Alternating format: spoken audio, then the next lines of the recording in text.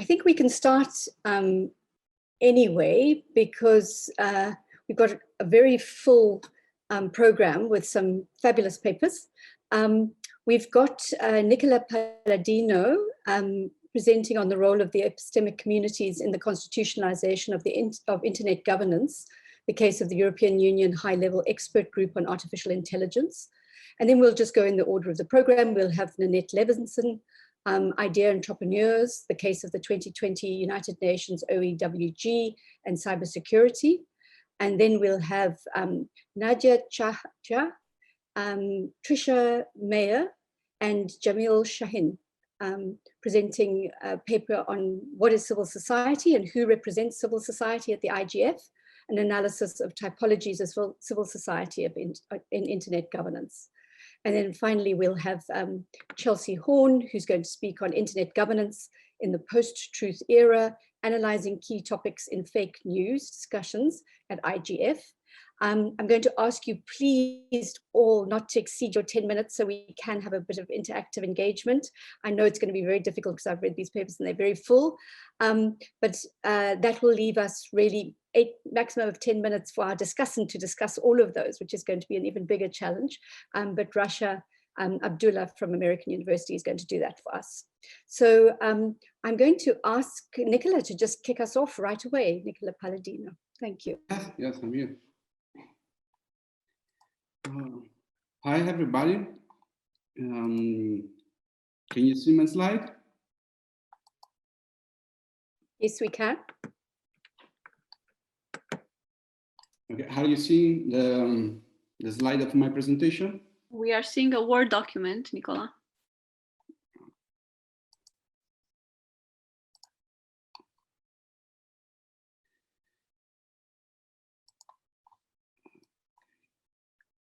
Now we can see it. Yeah, very good. Thank you. Okay, thank you so much. Well, I'm Nicola Palladino from the University of Salerno. Well, I will apologize since now if some point of my presentation should be unclear, but I think I put too much thing in my paper, so I have to hyper simplify to stay in 10 minutes presentation. But I will be very happy to provide any details about aspect of my work in the question time. Well, my work aims at illustrating the role that epistemic community should have in spreading and making effective digital constitutionalism value and principles. Digital constitutionalism has emerged in the last few years as a novel internet governance approach, alternative to both self-regulation and sovereignty regulation approach. Digital constitutionalism aims at ordering and limiting the exercise of power by both state and private operator in the internet and digital technology field. Nevertheless, this novel governance approach is constrained by many factors. First of all, most of the digital constitutionalism initiatives have no binding nature. And then they may result in just some rhetorical exercise. Second, even in the case when they have been translated in law, they are challenged, we know, by the transnational nature of the internet and digital processes. And third, we know following lesson, software and hardware architecture could be considered a law in itself, in the sense that they can control and regulate people behavior. And this governance mechanism embedded in the technological design operate most of the time on a hidden or invisible layer, making fundamental right violation have to be perceived and then remedied. Well, taking a cue from this last point, we can reconceptualize digital constitutionalism as the process of embedment of fundamental right provision within digital architecture. In the sense, digital constitutionalism could be interpreted as the interplay between the social process of digital technology design and the corresponding processes of norm and law making, aiming at empowering people control over digital technologies and limiting power abuses. Well, in this sense, epistemic community could play a pivotal role in this process. We know from us that an epistemic community is a network of professionals with recognized expertise and competence in a particular domain, which are supposed to exert relevant influence in policy making, in particular as regard with novel and complex and technical issues, due to their ability to provide policymakers with a framework capable to guide their choice under a situation of uncertainty. Usually, the influence of epistemic community is related to public authority, but it's worth noting that they could influence also a wide range of non-state actors, but carrying out the policy-making function, including professional, technical communities, standard-centered organization, and so on.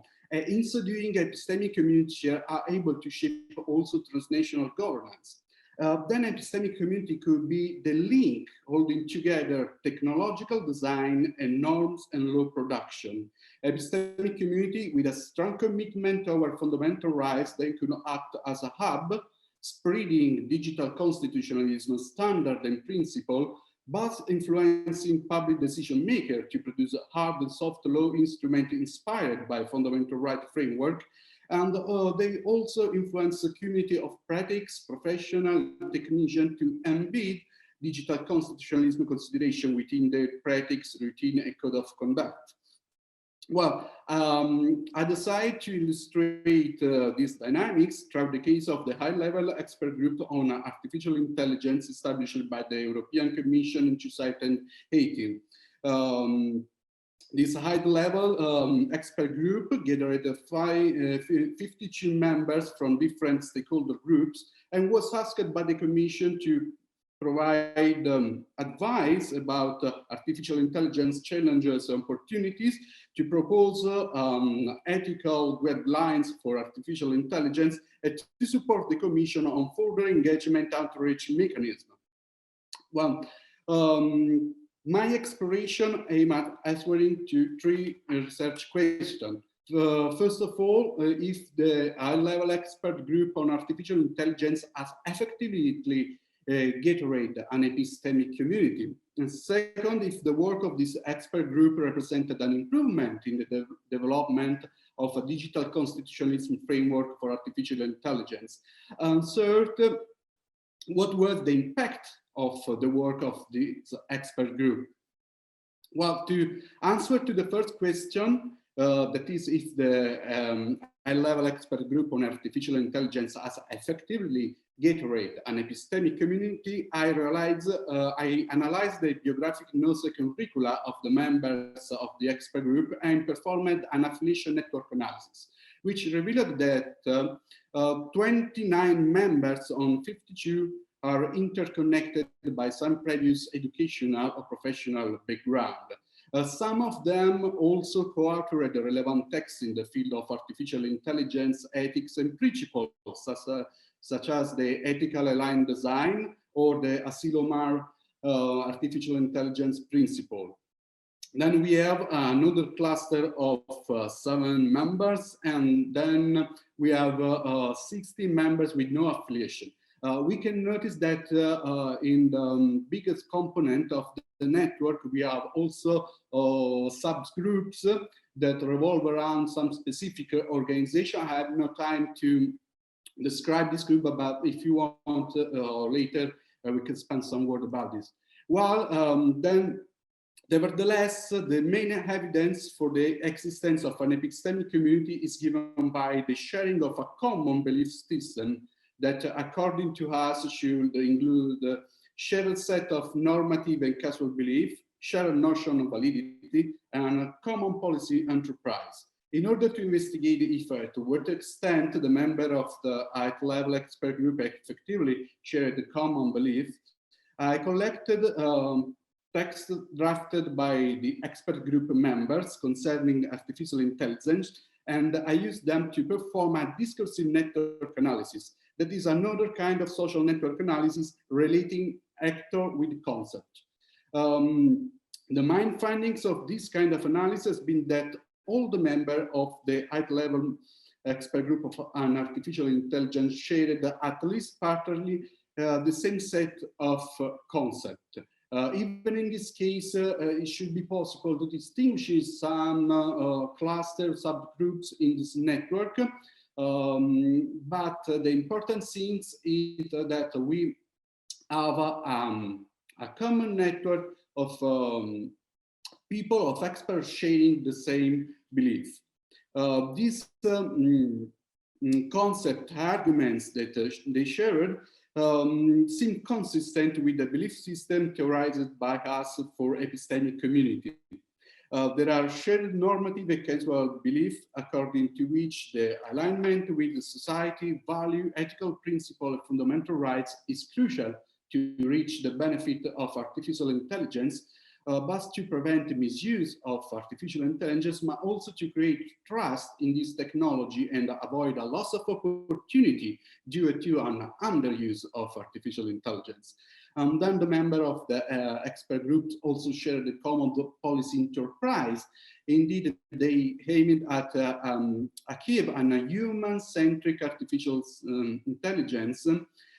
They also are engaged for achieve European global leadership in the field of artificial intelligence. They also share the notion of validity, according to which the impact of artificial intelligence could be quantified through the proper measurement and metrics. And these metrics could be embedded within artificial intelligence design or used to monitor, evaluate, and modify artificial intelligence systems. Well, this belief system is for the most part recalled in the output of the expert group, that is the ethical guidelines for trustworthy artificial intelligence. Here I would like just to point out that ethical guidelines further stress the commitment toward digital constitutional principles. Indeed, the guideline explicitly states that ethical principles, imperatives, and requirements stems from the fundamental rights enshrined in the EU Treaty, in the EU Charter, and in the international human rights law. Further, the guideline clarified that ethical approach is a complement, not a substitute of law and regulation. And moreover, the ethical guideline embrace a by design approach and provide a series of technical, not technical methods to comply with ethical requirements. With regard to the impact of the work of the expert group, the ethical guideline has been recorded in the following European Union documents on artificial intelligence, as well as in several member state artificial intelligence strategic plan. While in particular, the communication building trust in human-centric artificial intelligence fully embrace the narrative and the key concept outlined in the guideline.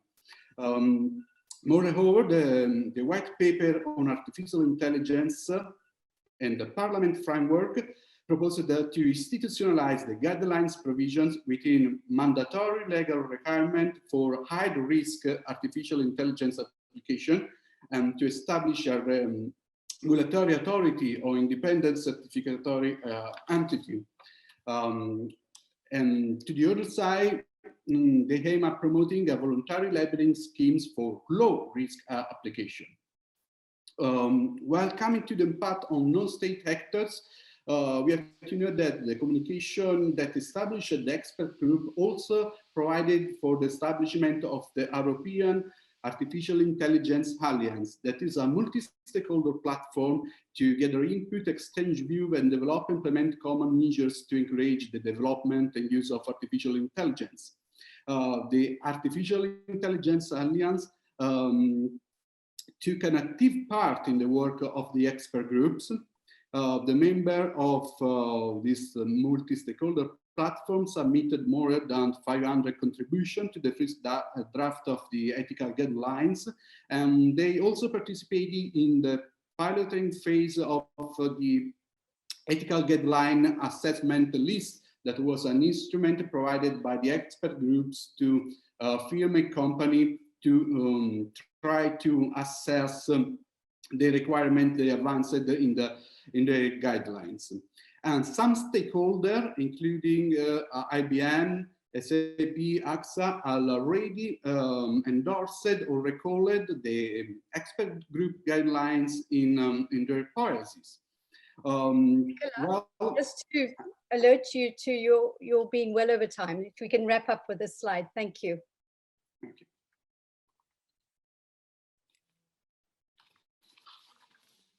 So can I conclude or? Yes, just if you could finish up with the slide quickly. Thank you. Okay. Well, I know this is just a single case and it was a particularly favorable case, but I think it could illustrate how expert groups and epistemic community could influence both the production of art, the soft law by public authority, and raise awareness on the technical operator, and in so doing contribute to spread of digital constitutional principle and values. Thank you. Thanks very much, Nicola. Sorry to rush you there, but we do need to go on. If we could just proceed with Nanette Levinson's paper.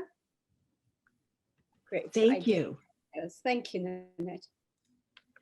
I'm delighted to follow Nicola, our first presenter. I think you'll see a nice complementarity in our cover slide and also in his discussion of multi-stakeholderism and in epistemic communities.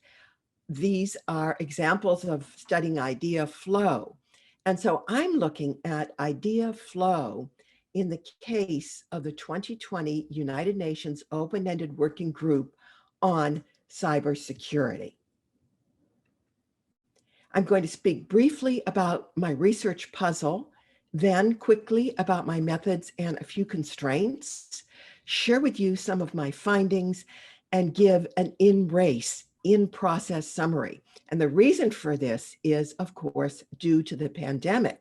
The Open-Ended Working Group had planned to conclude its work last summer with a presentation at the United Nations General Assembly. And of course, due to the pandemic, it moved online and it has delayed its final report until later in 2021 in preparation for the fall or late summer of 2021. So my findings are in-race findings. What's fun for me is that along with many of you at the GigaNet Symposium, I've been studying internet governance since its very, very early days. And so I think it's useful to frame my work in thinking about what's old and what's maybe new. So let me start with what's old or what's been around. The study of norms has been around in the field of international relations for at least a quarter of a century. And of course, back then, it's had a focus on the nation state. And also with Marty Finnemore's classic article in '93, working on international organizations and their role in norm setting for nation states. Today, however, scholars have pointed out that there's very little work done on the pre-norm stage. There also, as we all know, and is central to so much of our work in the internet governance arena across many fields, evolving and converging internet technologies with transnational complications, networked risks, and uncertainties and complexities. We also have seen, and I think we saw it in Nicola's kickoff presentation, the advent of new actors. He talked about the epistemic community of high-level experts in the context of EU governance. So we see these new actors in certain locations in addition to governments. We've seen the rise of the word multi-stakeholderism. In the field of cybersecurity, we've seen the presence of a plethora of commissions and fora focused on shaping norms and shaping agendas. We've also seen in my work with my colleague Maryam Marzuki and others' wonderful work, changing roles of international organizations. And indeed, as Maryam and I pointed out, original missions of international organizations have been re-energized to include and incorporate matching and amplifying the missions work related to the broad arena of internet governance. And we also see today the increasing presence and challenges of tech diplomacy or cyber diplomacy with diplomats, many of whom have had no training in technology or even technology policy issues. And so my research puzzle was to look at, and continues to be, to look at the idea flow prior to the norm emergence stage. But I have the wonderful opportunity, because of the unexpectedness of the pandemic, to look at this against the backdrop of an online as opposed to face-to-face setting for nation-state negotiations and nation-state and other actor discussions and dialogues. In the United Nations setting, we have seen recently the inclusion of non-state actors to some extent, and we've seen rhetoric from high-level speakers, high-level panels at the UN, the Secretary Generals, especially about private sector and the need in terms of the complexity and uncertainties for partnerships with other players, other sectors. So my in-race looks at idea flow in motion, and it looks at these actors in this formal online setting. And in my paper, and in this particular research, I look at 4 idea arenas: gender, human rights, and sustainable development. And I treat these almost as an idea cluster. I focus with my methods on the vocabularies that appear in written submissions. And I've done a content analysis of the 66 responses to the original open-ended working group pre-draft report. Those 66 responses range from individual governments, individual actors and organizations, to groups of organizations and actors. And you can see a listing of some of those. I wish there had been the possibility for quasi-ethnographic research, because so much of what goes on related to the open-ended working group and to other negotiations traditionally in the UN happens in the hallways. And the delegate from Australia has actually codified that in his submission, bemoaning the absence of being able to do face-to-face informal negotiations. So please remember that constraint. What I find, though, is fascinating. Again, some old and some new. Many governments express strong support for multi-stakeholder input to the open-ended working group. And this outweighs the submissions from China and Russia, and a few other countries that I'll mention in a moment. Interestingly, there's a linkage in the notion and in the expression of multi-stakeholder input to the words, the vocabulary of capacity building. Civil society submissions too highlight idea exchange and capacity building. Many of these also call for mainstreaming human rights within the purview of the open-ended working group related to cybersecurity. And the Kaspersky submission calls and reminds us not to overlook the role of the technical sector. Fascinatingly, but again, not surprisingly, China, Cuba, Iran, Russia, Zimbabwe oppose including human rights, and they make arguments very similar to the Russian delegation's submission. They do not feel that references to these idea clusters, or as I call them, an idea galaxy, are within the purview of the OEWG. And the Chinese delegation had a supplementary submission that argues in support of these views that gender, human rights, and sustainable development are indeed the purview of other parts of the United Nations and not the purview of the open-ended working group. I want to highlight quickly another new theme that emerges, definitely related to the pandemic, and that is a call for special attention to infrastructure, especially health infrastructures. And a number of countries and Kaspersky stand behind this call. In the area of pandemic, it is fascinating to look at a submission by the Russian delegation earlier in the summer of 2020, criticizing the OEWG for explaining that they would need to delay and to do online related to the pandemic. That was before the second surge. So my summary of this in-race research is that I am seeing, not such a surprise, a contestation of this idea galaxy related to what I call digital divides, ideas related to the inclusion and awareness of gender issues, human rights issues, and sustainable development issues within the purview of cybersecurity discussions at the United Nations. I see the play of power, of geopolitics again. I also see the incorporation, or at least attention to views of non-state actors and their role as idea entrepreneurs. I close my remarks with 2 quick points. One is a quote from colleagues who do not work in our arena. Rather, they work in another global internet governance arena. They work in the global environmental governance arena. And they write, struggles to frame norms never end, nor are they never consistent truly across groups and time. And with that, a bulletin, a research bulletin, not in my paper yet, but in my next version of the paper. On October 30th, there was a submission to the OEWG from each and every European Union country. The European Union is a region, and other countries, including, for example, Canada, and I think Ecuador, and they call for 2 things, at least. They call for institutionalizing, regularizing a program of action at the United Nations that includes 2 elements, and I'm highlighting these elements myself. One is respect for and inclusion and consultation with multi-stakeholders.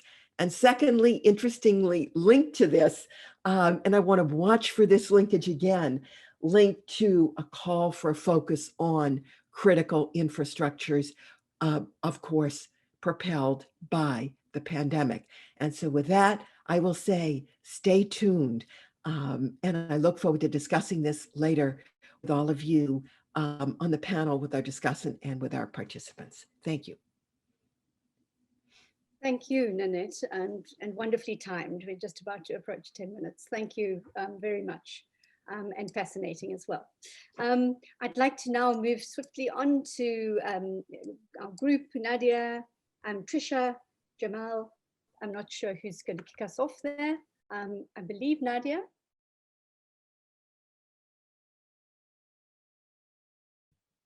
Hi, sorry, trying to set up the screen. That's fine, that's good.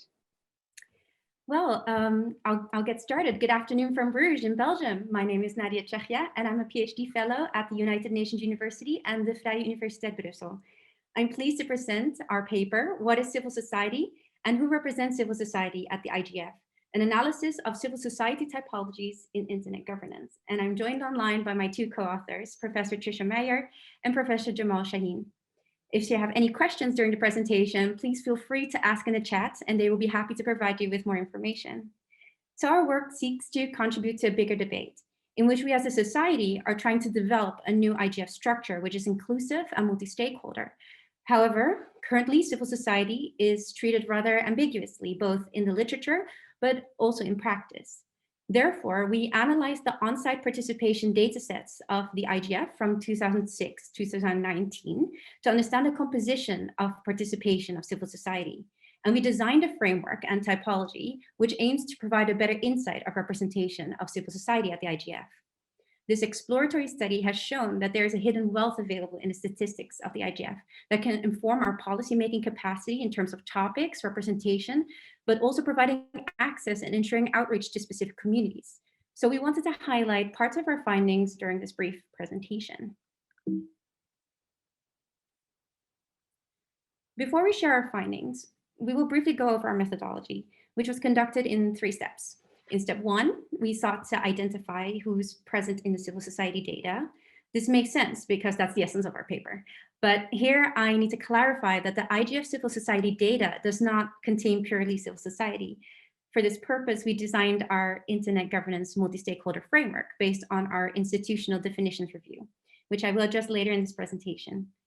You can see our framework in a slide. This figure visualizes the 4 familiar stakeholder groups and acknowledges an often forgotten 5th stakeholder group, the end user.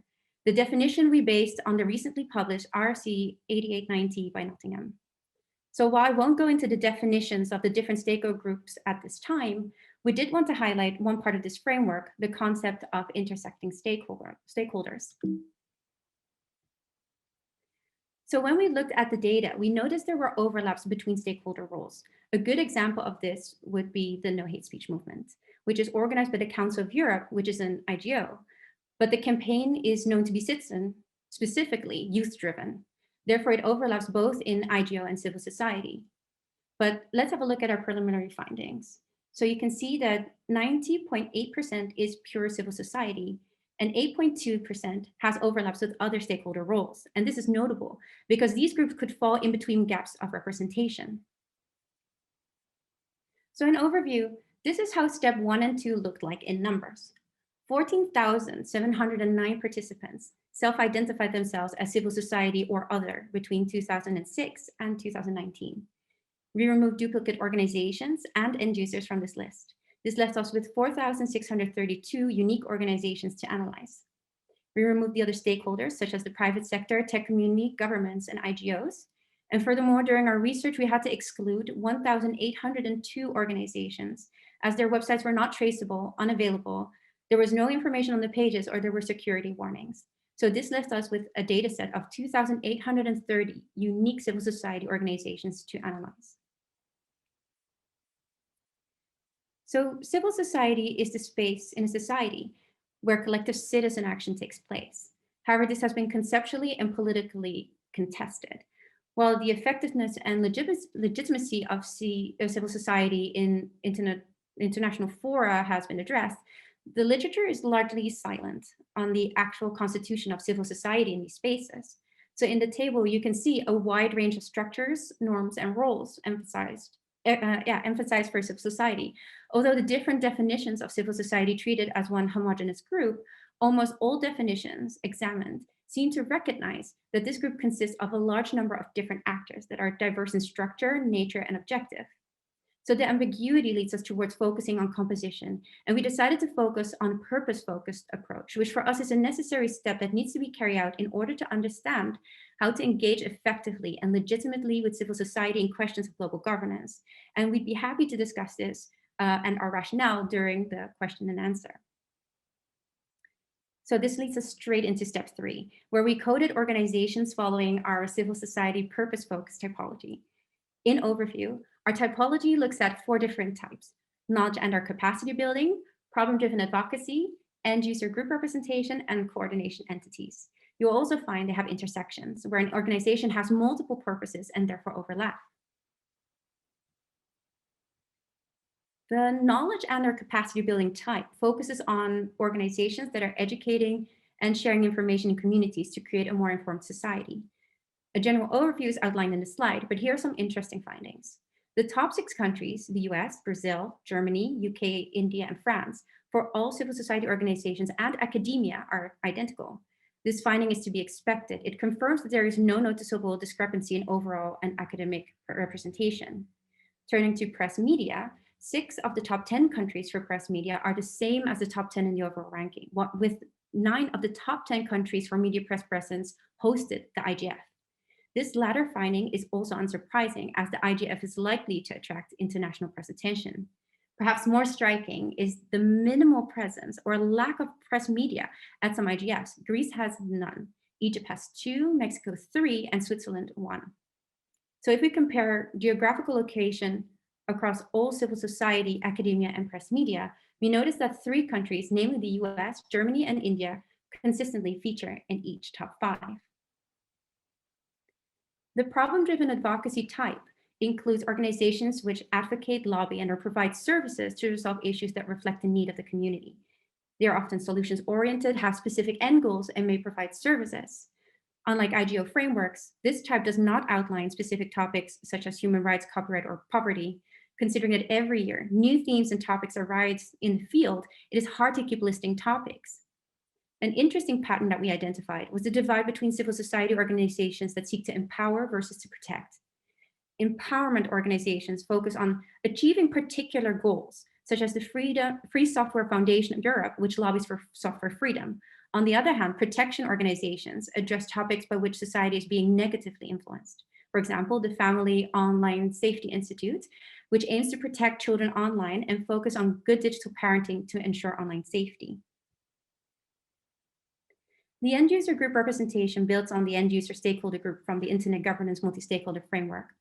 To include the representation of a defined group of Internet users, the group replaces categories that have traditionally been labeled separately as social groups, such as women's associations, youth organizations, indigenous people, minorities, etc.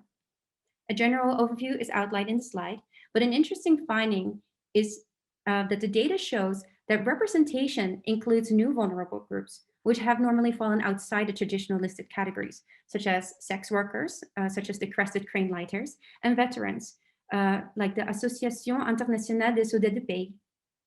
These two we have grouped under profession, which also includes journalists, media workers, lawyers, pedagogues, and librarians. This category is notable while professions are often represented by trade unions. However, in this case, there are professions who do not have an official body and therefore cannot be represented in official institutions. The coordination entities are organizations that coordinate actors or organizations, for which we identified 3 subcategories. Firstly, organizations that provide resources, funding for other organizations to engage in activities that serve the community, such as funds and foundations. Secondly, organizations that coordinate people that act to serve the community, such as volunteer management organizations. And lastly, organizations that connect organizations to collaborate towards common goals, such as federations, coalitions, initiatives. But finally, the coordination subcategory features the IG unique organizations, such as the Internet Society's local chapters, the IGF dynamic coalitions, regional IGFs, and national IGFs. So, in addition to our framework, we also had a look at geographical representation. And as you can see from this map, over the years, there have been civil society representation from 155 different countries worldwide. However, only half of these countries have had 5 or less civil society organizations present at the IGF, of which the Asia Pacific was the least represented. But notably are the gray areas. There are 43 countries from the 193 UN countries, so 22%, which have never had civil society attending the IGF at all. So if we zoom in to the top 15 countries that have attended, you'll see that the most civil society has been strongest present when the country has been the IGF host, with the notable exceptions of 5 non-hosts: the US, UK, the non-applicable group, which are global organizations, those who didn't indicate their headquarters, or territories in dispute, such as Hong Kong, Palestine, and Puerto Rico, and then Netherlands and Belgium. So to conclude, we believe that our paper contributes to the removal of ambiguity in understanding civil society participation at the IGF, thereby leading to better understanding of how civil society can participate in a multi-stakeholder environment. We focus on a purpose-driven approach, which enables better interactions across stakeholder groups, permitting for a broader understanding across time and topics, and allowing us to interact with groups that are ignored, underrepresented, or forgotten. It is a more comprehensive model that doesn't allow for cracks and aims for inclusivity in a fundamentally broader sense. We chose to start with this exploratory paper to bring our ideas about how we need to address participation to the community, to you, so that you can provide us with the feedback before we go into more in-depth research to understand on an individual basis how participation at the IGF looks like and what trends we can find, not only within civil society, but possibly also across the different categories that can contribute to the bigger debate on the IGF+. Thank you very much for your attention.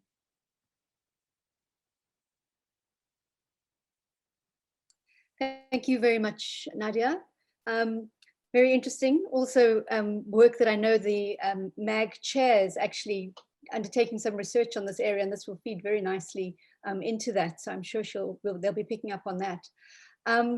If we could go straight on to our last presenter, Chelsea Horn. Thank you, Chelsea. 10 minutes, thank you. Thank you so very much, and I'm so pleased to be a part of this. So my name is Chelsea Horn. I'm a professorial lecturer at American University. I'm also a faculty fellow at the Internet Governance Lab.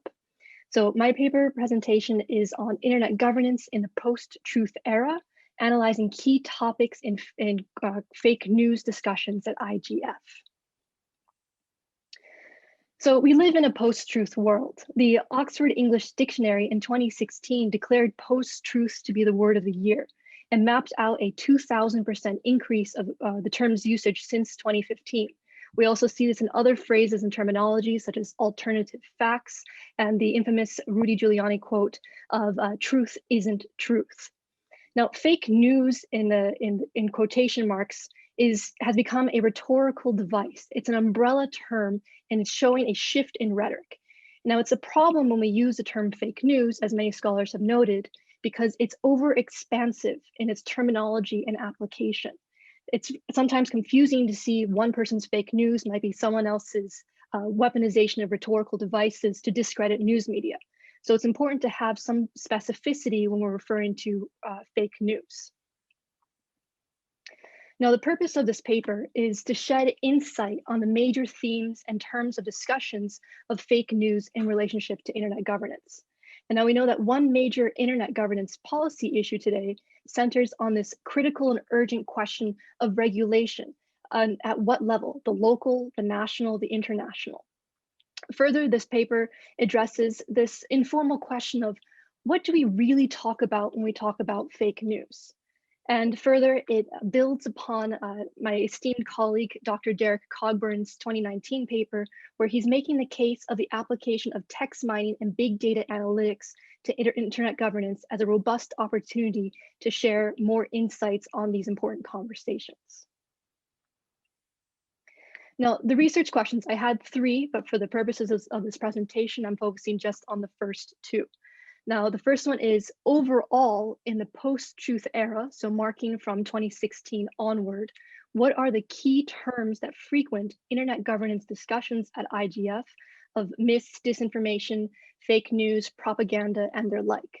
And secondly, since 2016, how have these terms and topics regarding fake news governance evolved or remained the same each year? Now, a very brief literature review here. So when we're talking about fake news, it's not much is new, but yet everything is new. We're looking at virality, so speed and spread. Information is able to be shared with a click of a button. People don't even have to think before they share. Further, people aren't as great at identifying fake news as they think they are, which just leads to a information literacy crisis that's helping compound the issue of speed and spread. And we see an example of Pizzagate, which that happened just down the street from where I live, where there was a conspiracy theory that a restaurant was part of a child sex trafficking ring. And we see this transcending from the digital arena of just fake news into the physical world where an armed gunman went to the restaurant. And even this was back in 2016, 2017.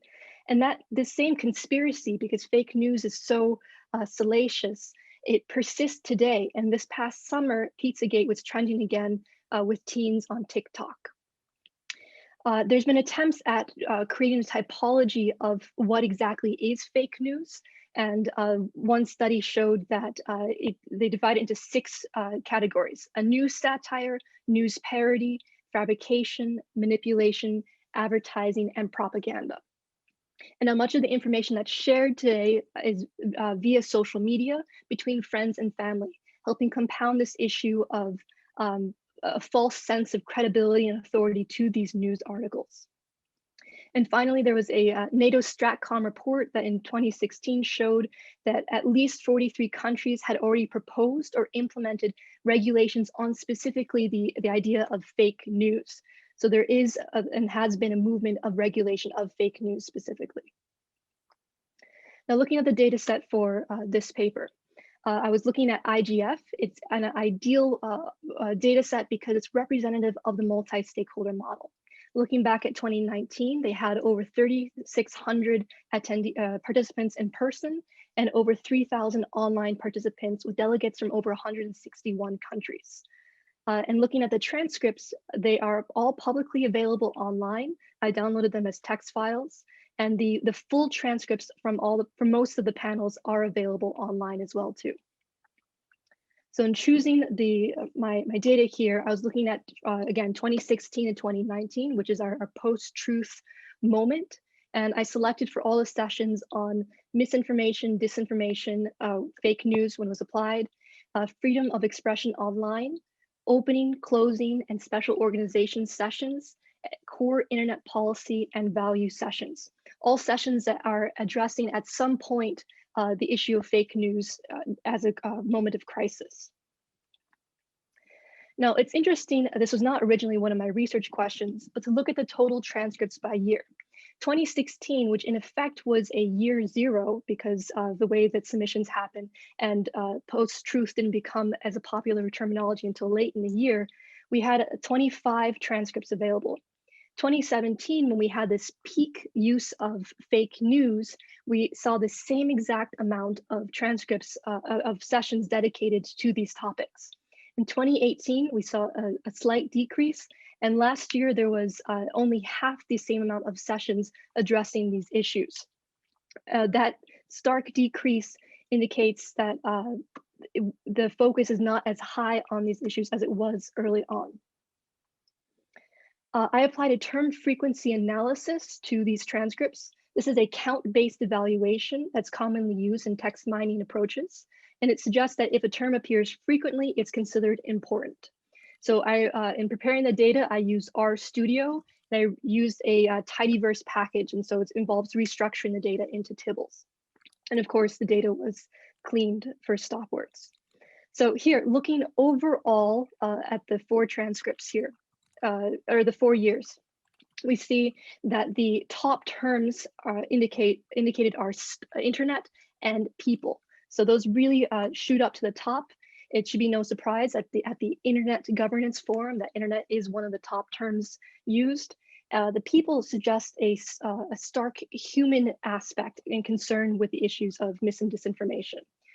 Also appearing near the top, we have information, media, online, and rights. It gets particularly interesting when we start breaking down the term frequency though by year. So in 2016, again, we're assuming the internet and people are going to be the top terms, but we look at the next top terms after that. We have rights, online, and journalists. So there's a very high attention to the role that journalists play in these issues and these discussions. 2017, which is the first year when fake news really became a robust moment of conversation in that expression of quote unquote fake news. We have news being a top term because of association with fake. We see also media, the introduction of the term fake as a top term and information as well too. Moving on to 2018, information, media, news, and fake remain near the top, and they are much more distinct than the other next top terms afterwards. But then looking at 2019, we see a pretty big shift in the focus of the discussions here. So data, content, media again, and information remain the top terms. But data and content really shoot to the top here. And further, we see a notable firsts in 2019. Disinformation for the first time makes the top 20, so does platforms and public. And so this is the first time that these topics or these terms are introduced as a top term in this discussion. And so to wrap up just a bit here, we see an overall decline in attention from mis and disinformation, fake news, and the like conversations back from 2016 down to last year. We saw just 12 sessions dedicated to this. In R1, which was the overall term frequency analysis, we see that internet and people are some of the top terms. And the most interesting aspect of what I'm showing here is that in the shift from each year, fake is only in 2017 and 2018, and it disappears in 2020 or 2019 as a top term. So we see that people are starting to drop the term fake and starting to use more specific language. And then again, in 2016, we have rights and journalists being the primary top terms versus 2019, where data and content. So there's a stark shift in what are the top focuses of these conversations on mis and disinformation. And then lastly, as I mentioned, in 2019, we see the introduction of new top terms, which is helping indicate the shift in focus of quote unquote fake news. So I will wrap up there. So thank you very much.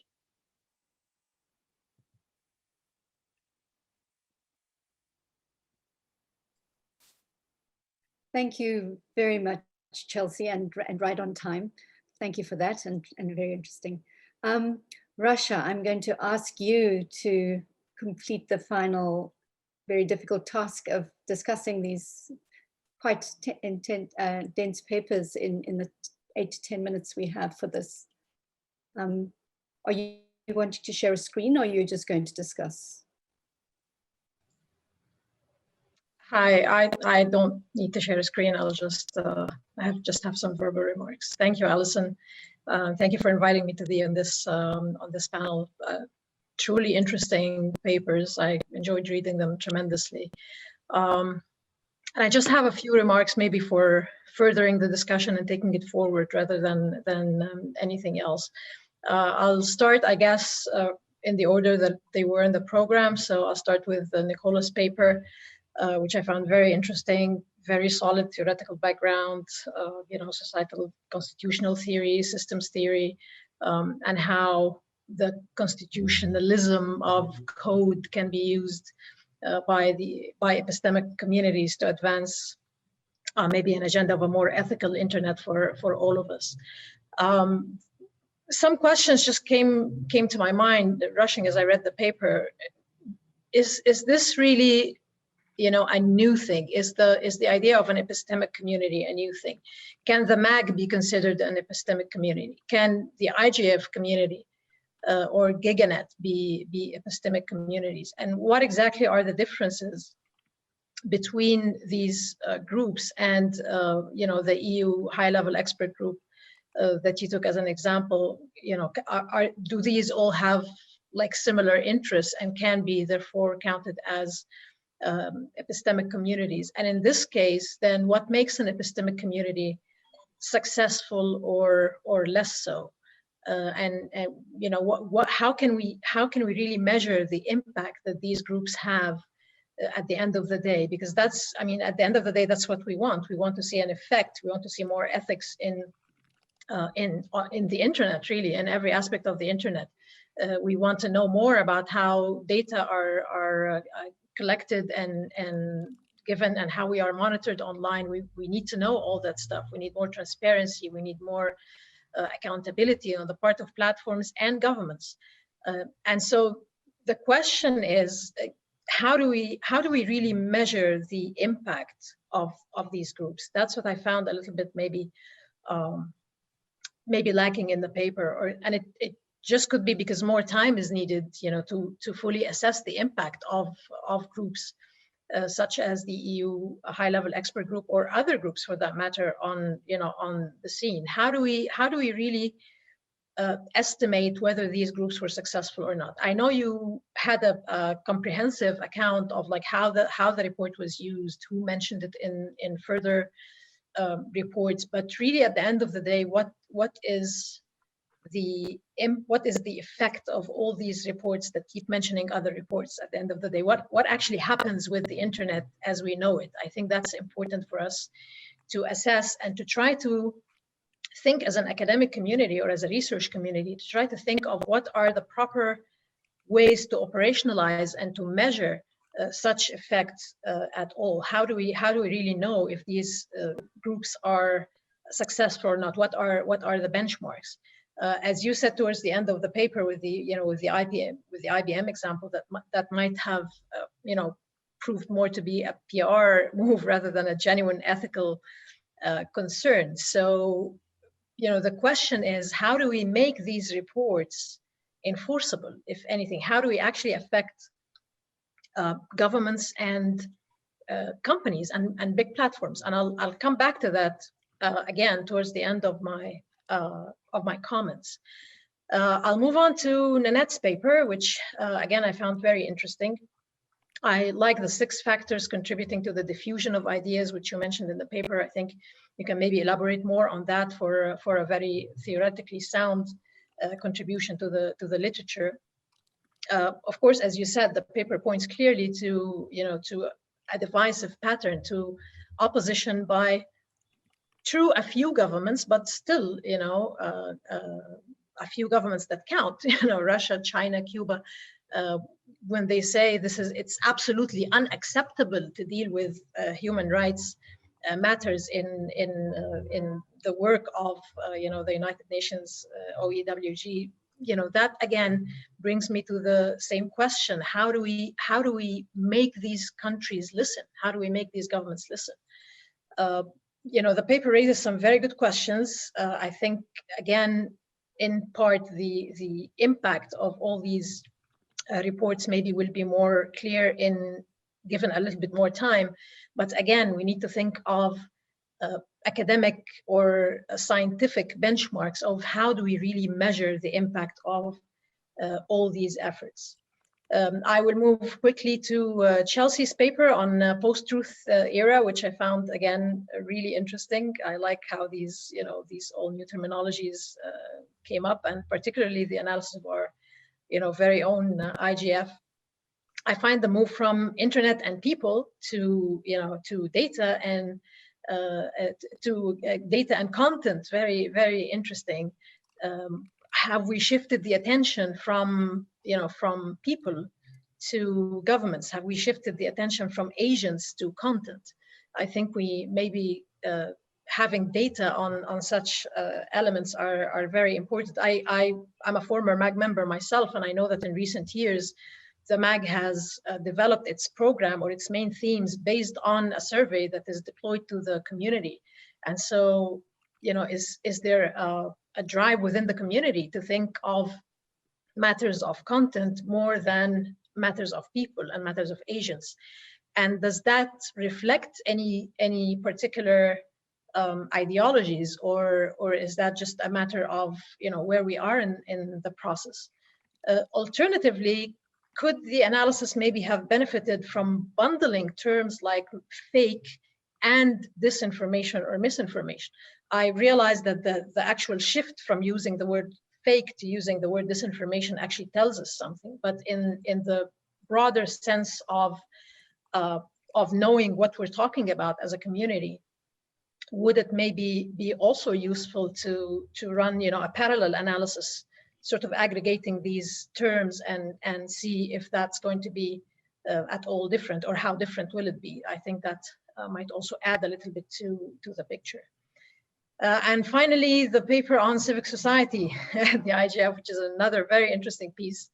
You know, what constitutes civic society at the IGF?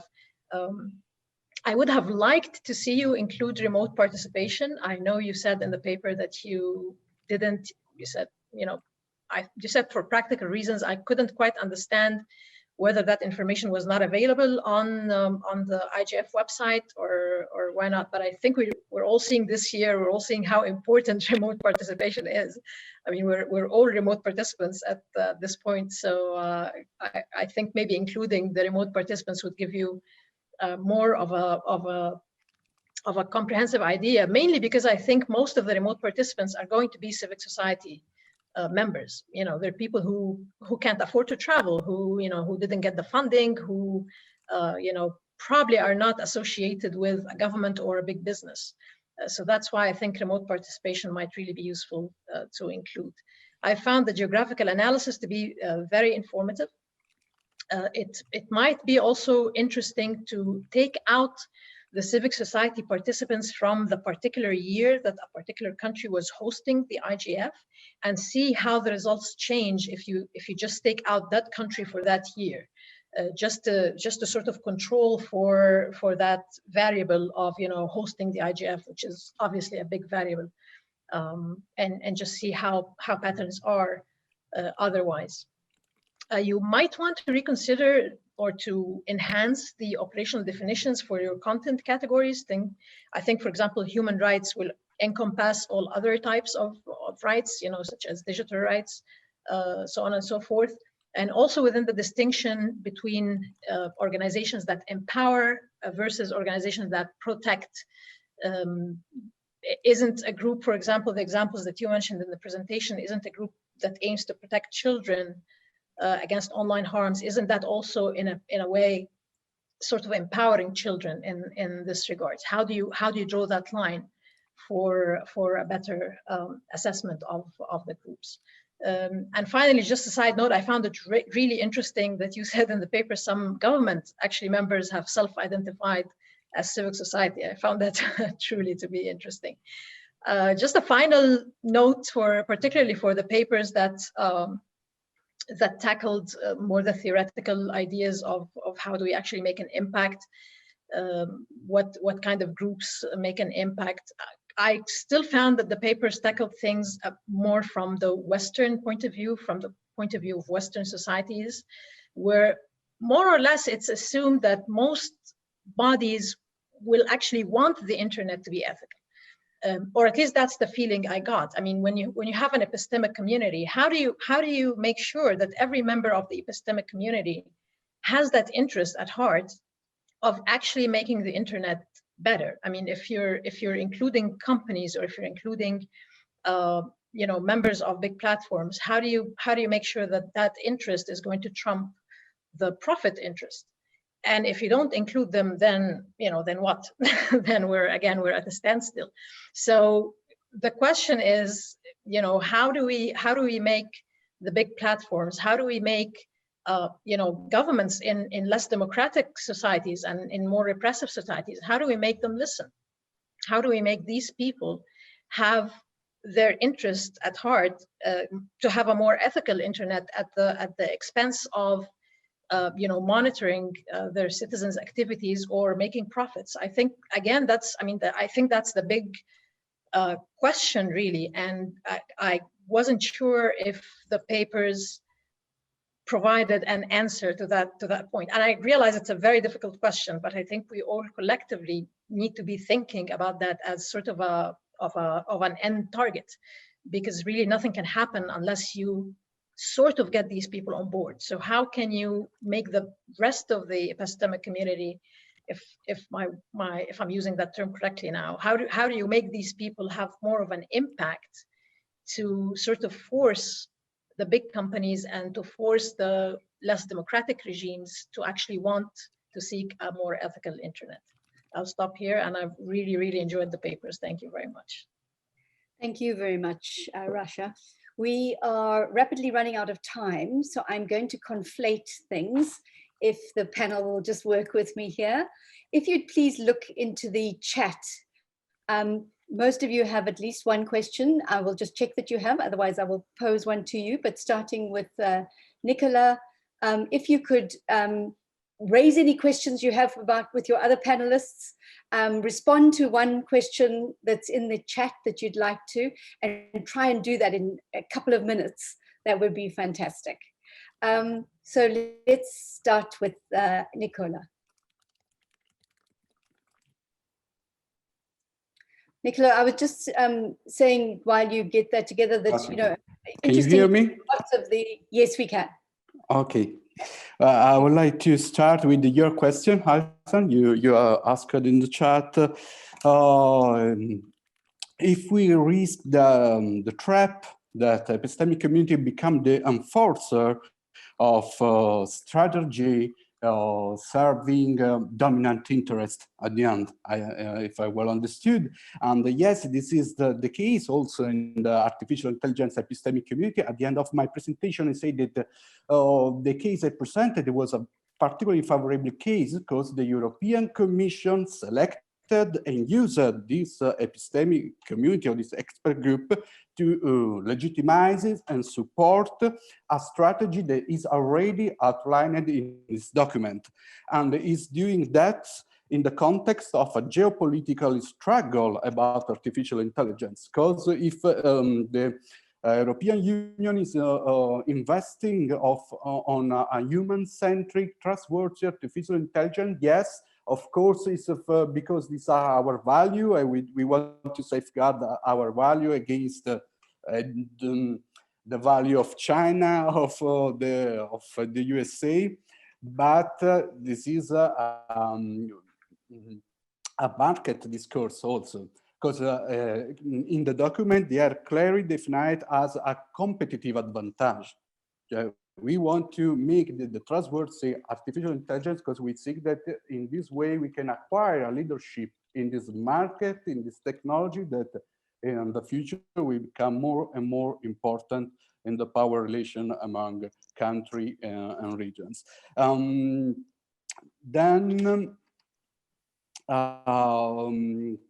to coming to the question of the discussant, what is the difference, for example, between IGF, MEG, and the expert group? Well, if I have to refer to the literature about the epistemic community, we can distinguish the epistemic community by a multi-stakeholder group, because epistemic community is based on the validated knowledge.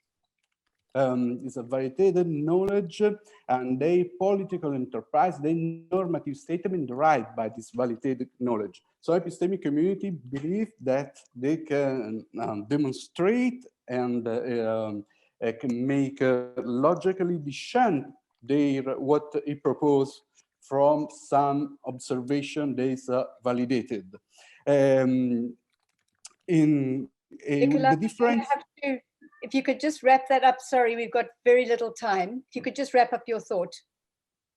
Okay, just to conclude, I think the difference between this group is also that the epistemic community could provide some instrument to concretely embed this value within the architectural design. And this makes the difference by my point of view. Thank you. Thank you so much. Sorry to rush you, Nanette. Yes, very quickly, I want to thank Rasha for her very thoughtful and important comments. And I wanted to just build quickly on her question, which is so important, about how we measure these impacts. And in work elsewhere, I've talked about work from looking at innovations and idea innovations, looking at immediate impacts, which are called outputs, looking at impacts, which are sort of in the intermediate term, and then looking at long-term outcomes. I think it will be important for all of us as a community to think about these categories and to think about research methods, including indigenous research methods, for measuring these three levels of impacts. And then just one final tiny point, which may be hopeful. There is some research that looks at what punctuates change, whether it is a sudden change or whether it is a more incremental change. They've called this, for example, long cycles, but the bottom line there is that they find that either brand new revolutionary technologies, whether it's the printing press or the internet or whatever, but also other kinds of crises.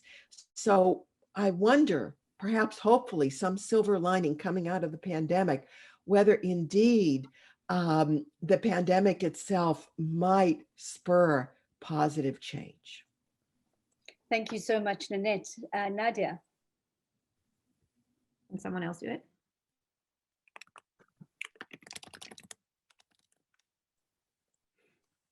Nadia, are you able to connect?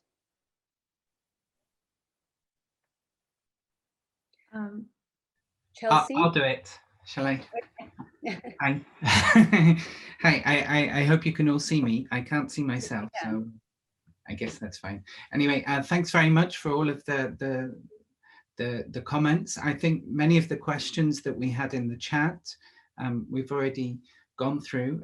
It was great to hear the comments from the discussant as well. Thank you very much, Rasha, for those. One of the things that we were very interested in taking further beyond this paper is actually looking at over time how this has evolved, right?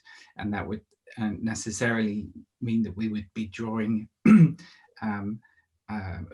drawing out the difference when a country is actually hosting the IGF and how civil society actually participates at that point.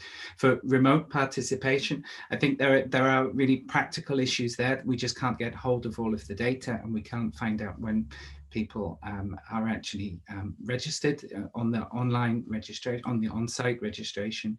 That data is far more reliable. We think, even though we've seen, as Mark has said, you know, there are still some issues behind that, and we tried to exclude many of the cases. As you saw in the early slides of the presentation, we got rid of over 1,800 organizations at that point. I think that's it for the moment. There were loads of different things. We'll continue in the chat. Thank you so much for that, because we are running out of time, Jamal. Thank you. If we could have Chelsea just to round it off for us, please. Yes, I'll be very succinct. I just want to thank Rasha for her great comments. I absolutely agree. I think that the next step would be to look at the ideological clusters and to do a cluster analysis of these topics. So I am on the same page, and I think that that's something that we should be definitely looking at, and also looking at how these connect to stakeholders. So thank you very much.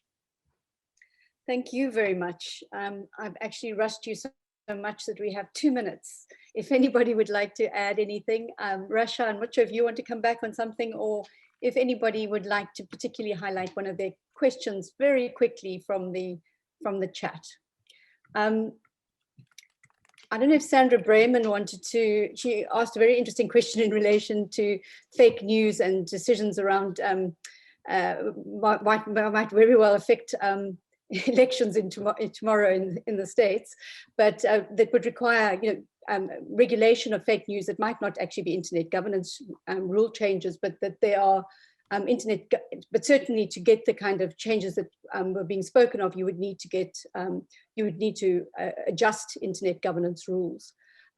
Chelsea, I think that was directed at you. Sandra, I'm not sure if you're online still and just want to pose that more succinctly than I did. I just haven't been able to find it exactly in the chat. Thank you, Alison. Can you hear me? Yes, I can. Yes, yeah, just very briefly, I was curious if Chelsea could say more about what it means, what those countries that are trying to regulate the various things under the fake news rubric are actually doing, and what that actually means for internet governance, since there are many ways that they can go about doing that that don't directly affect internet governance, while some approaches, some policy tools would. Thank you, Chelsea. Absolutely. So big question. In short, so fake news, again, I think we need to make sure we're thinking about it as a term in quotes, as a rhetorical device being deployed. And looking at the ways that different countries are responding to the idea of fake news, we see that some countries are using it as a form of censorship. Some are using it as a way of silencing the media and dissident voices, whereas other countries are trying to, perhaps in good faith, tackle what we are in the midst of a mis and disinformation crisis right now.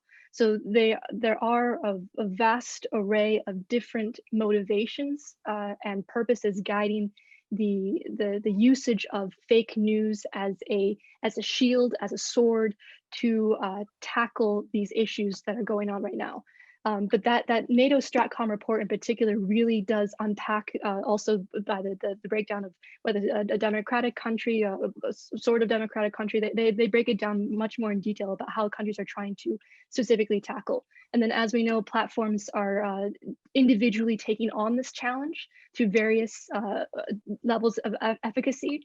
So this is where the question comes in. Are we looking at the local, the private sector, the national, international? And this is why just trying to have some sort of clarity of at IGF and the multi-stakeholder group model, how we're talking about it might help provide a little bit of insight into where we're going with this crisis that we're in right now.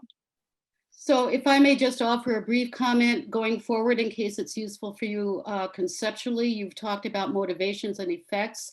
And my question was about the governance techniques. So that might be something you want to drill down a bit more going forward.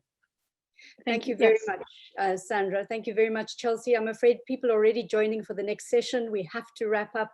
Such an interesting session. We could have done a webinar on each one of those, but very nice crosscuts too. Thank you very much to Rasha for the interesting discussion comments, and also to all the people who've been participating in the chat. We'll capture all of those and we'll be posting those as part of the recording. Thank you very much indeed. Take care.